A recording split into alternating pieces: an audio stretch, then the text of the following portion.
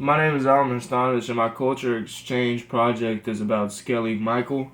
I will discuss the historical significance of Skellig Michael along with its impact on the people who lived there and its current role in tourism. Skellig Michael's environment was primarily the reason so much history took place. Skellig is Gaelic for rock in the sea. The Skelligs are basically two rocks made of sandstone and slate.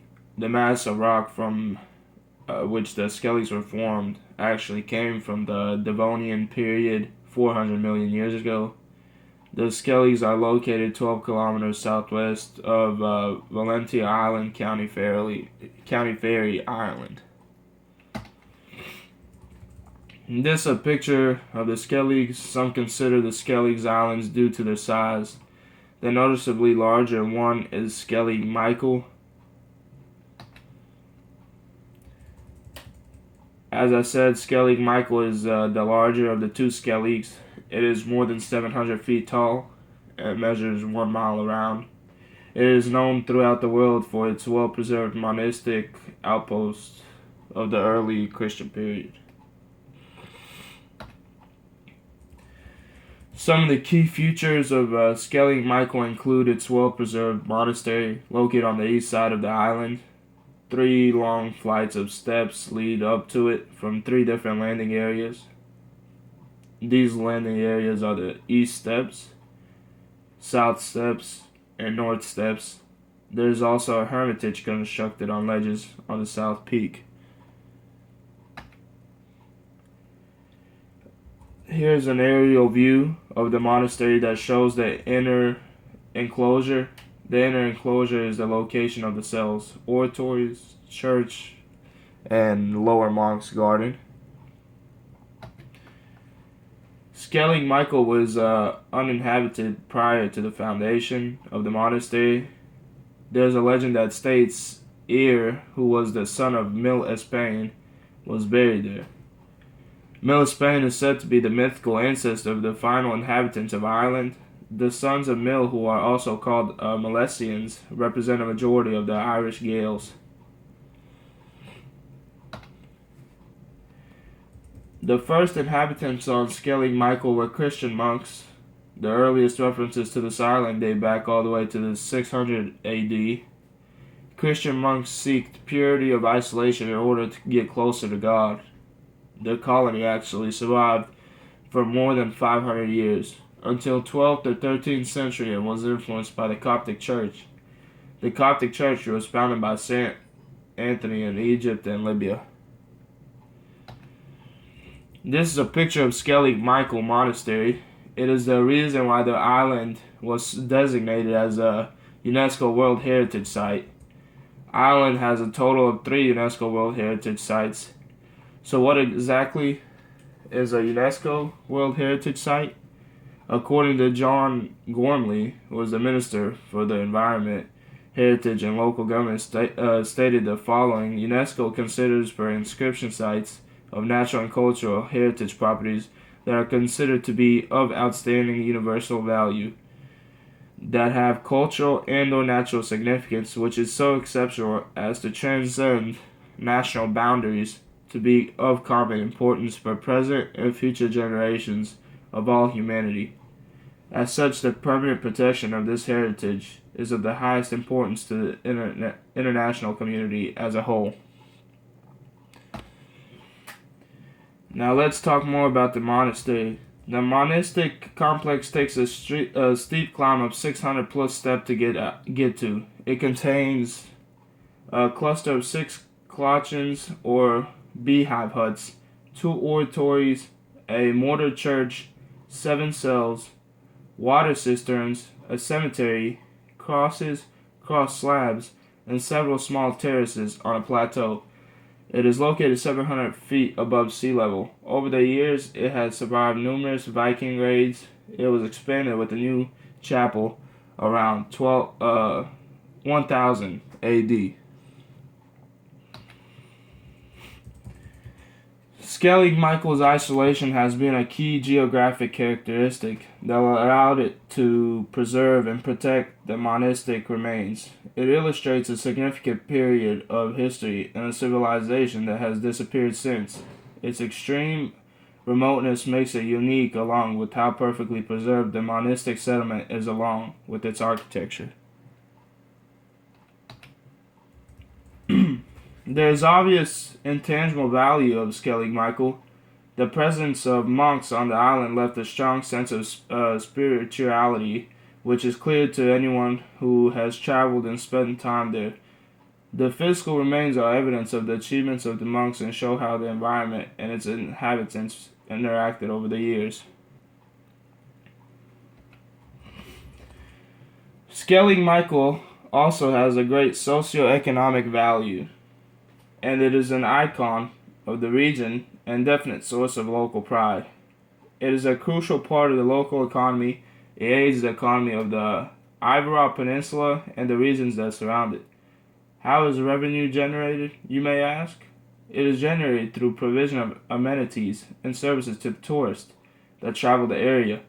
Between 1978 and 1994, there was an increase in the number of tourists.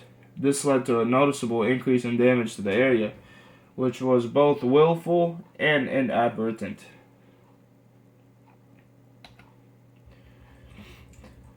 There's a World Heritage Series management plan that was developed especially for Skellig Michael, which is also known as the Great Skellig. The plan is supposed to last from 2008 until 2018. It considers both culture and natural heritage issues of the area. The purpose of the plan is to protect and preserve the island and its monastic assets. Skellig Michael is also one of the island's most important sites for breeding seabirds. There are various sizes of colonies and diversity of species. The environment consists of steep, rocky slopes and cliffs, which provide nesting places for many species. Some of these species include fulmar, kittiwake, and guillemot. The islands have been called the Irish Galapagos because of the biodiversity.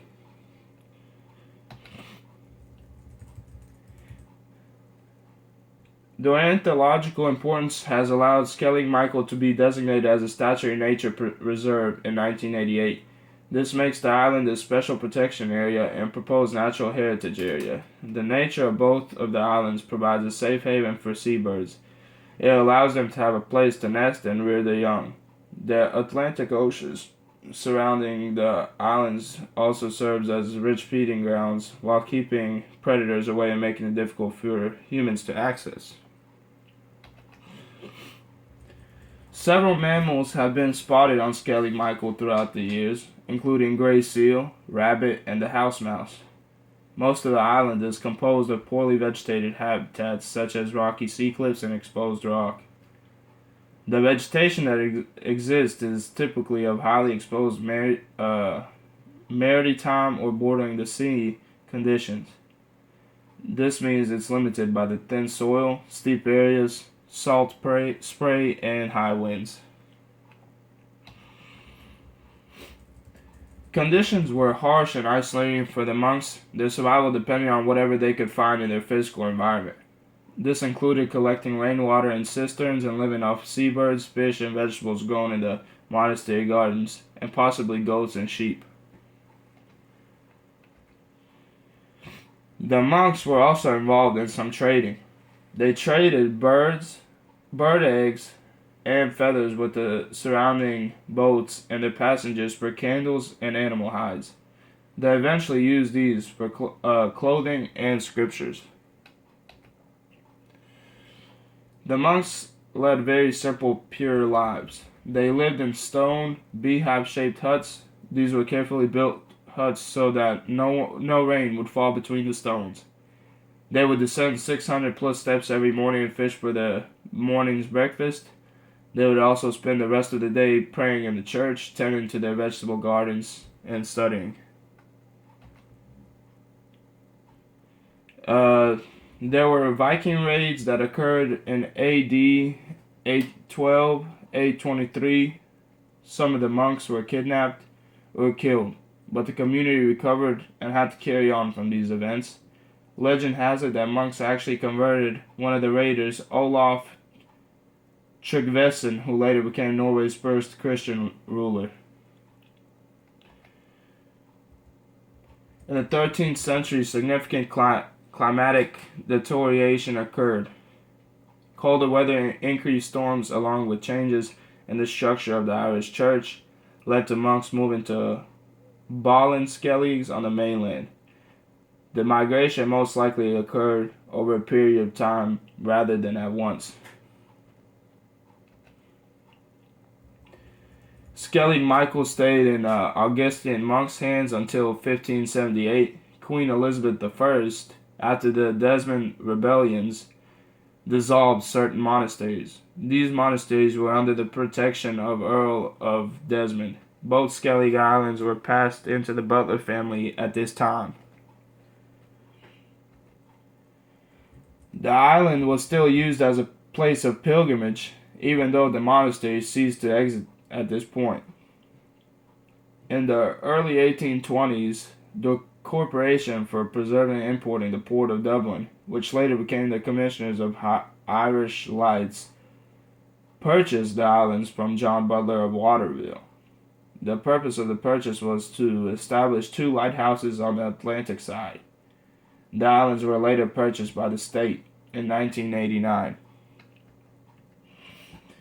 There's a picture of one of the lighthouses that can be found on Skellig Michael.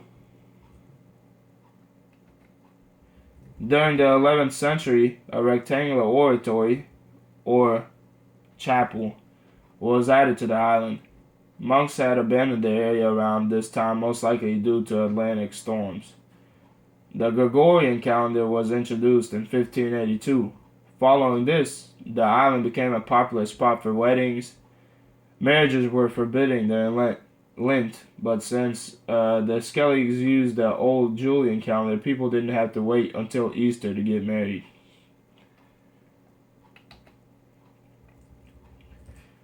Current travel to Skellig Michael can be quite a challenge. The seas are rough and it's difficult to anchor the boats. The boats are actually able to make it to the island only half of the time. The fragility of Skellig Michael limits the number of visitors per day. There are 15 boats licensed to carry no more than 12 passengers each, which means that only 180 people at any one time can be on Skellig Michael.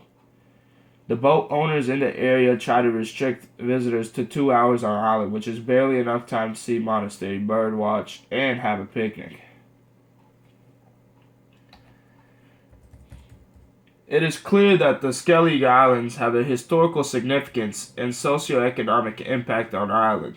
The physical environment made a unique home for the monks who resided on the island centuries ago.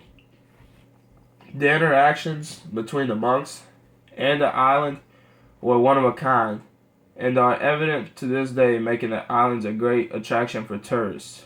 I included this small but interesting piece of information to end the culture exchange project. Star Wars. The Force Awakens was actually filmed on the island in July 2014 and it ends September 2015. The island was closed to the public during this time. Some environmental groups had concerns about how filming would affect the island, and there have been reports of some damage that occurred following the completion of filming. Here I have included the numerous sources I used for this presentation. Thank you.